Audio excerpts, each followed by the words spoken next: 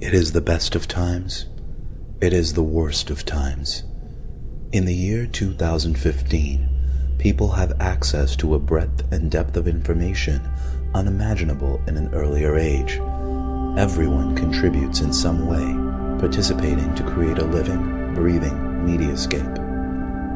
However, the press as you know it has ceased to exist. The Fourth Estate's fortunes have waned. 20th century news organizations are an afterthought, a lonely remnant of a not-too-distant past. The road to 2015 began in the late 20th century. In 1989, Tim Berners-Lee, a computer scientist at the CERN Particle Physics Laboratory in Switzerland, invents the World Wide Web. Amazon.com is founded in 1994. Its young creator dreams of a store that sells everything.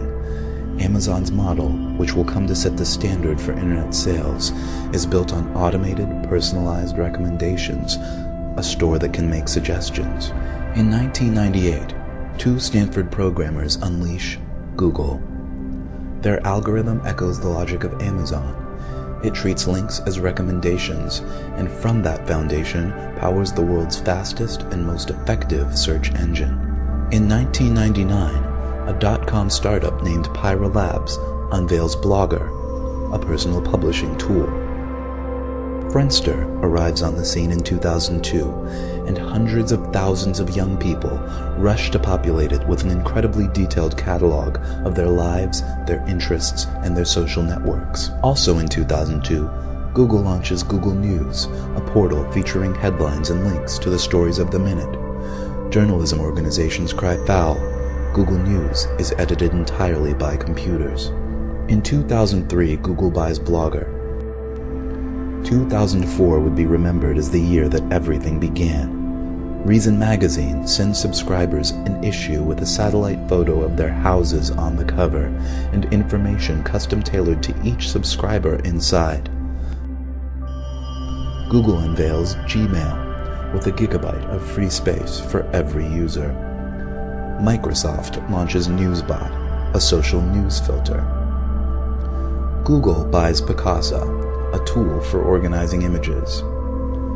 Amazon releases A9, a search engine built on Google's technology that also incorporates Amazon's trademark recommendations. And then, in August, Google goes public. Awash in new capital, it acquires Keyhole, a company that maps the world and puts it online. Google also begins digitizing and indexing the world's libraries. Apple's iPod inspires podcasting, and the age of personal radio begins. We can all broadcast our own thoughts, our own music, directly to each other's music players. 2005. In a response to Google's recent moves, Microsoft buys Friendster.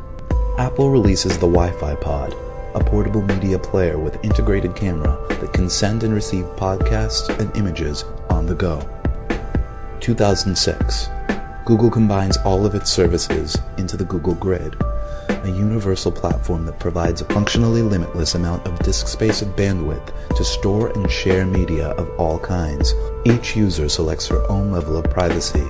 She can store her content securely on the Google Grid, or publish it for all to see. It has never been easier for people to make their lives part of the media landscape. 2007. Microsoft responds to Google's mounting challenge with Newsbotster, a social news network and participatory journalism platform. Newsbotster ranks and sorts news based on what each user's friends and colleagues are reading and viewing, and it allows everyone to comment on what they see.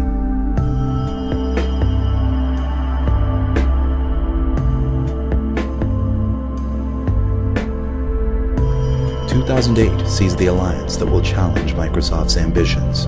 Google and Amazon join forces, forming GoogleZon. Google supplies the Google Grid, an unparalleled search technology. Amazon supplies a social recommendation engine and its huge commercial infrastructure. Together, they use their detailed knowledge of every user's social network, demographics, buying habits, and reading interests to provide total customization of content and advertising. This year, the New York Times switches to a paid subscription model online. However, its content stream remains open to GoogleZon's indexing computers. The news wars of 2010 are notable for the fact that no actual news organizations take part.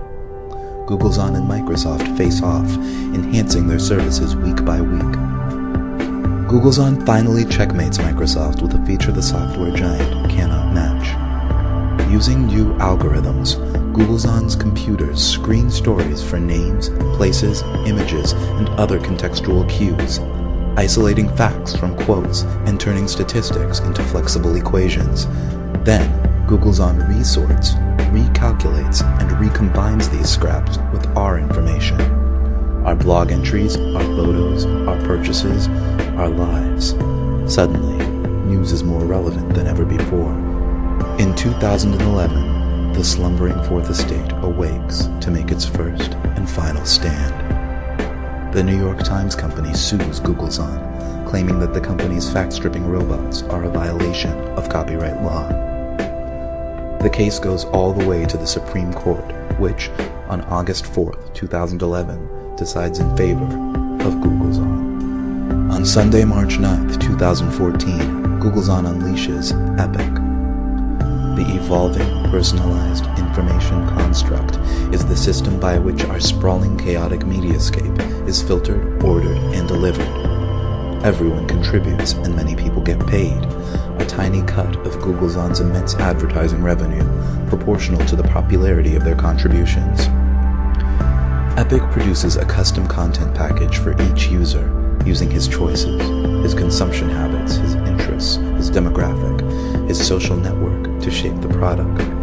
At its best, tailored to its savviest readers, Epic is a summary of the world deeper, broader, and more nuanced than anything ever available before. But at its worst, and for too many, Epic is merely a collection of trivia, much of it untrue, all of it narrow, shallow, and sensational. In 2014, the New York Times goes offline. In feeble protest to GoogleZon's hegemony, the Times becomes a print-only newsletter for the elite and the elderly.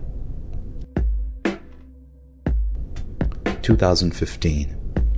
Pinky Nankani, a refugee from the defunct New York Times digital edition, finds a new journalistic calling. She begins to collect and filter GPS-tagged neighborhood broadcasts. Soon, Pinky's feed is a local lodestone, and more of her neighbors tag their broadcasts with GPS data as they realize they too can be a part of it. Hey, it's me. If you're listening, I think a bunch of us are going to go meet up at Progress Park. We're thinking about doing like a little barbecue. I was thinking if you go to the park, do not bother with 9th Street. There's this big accident at Garfield, and it's all backed up. It's totally a mess. So, Have you guys gone out today? If you haven't gone out today, please go out today. It's an incredible day. Take a look at this.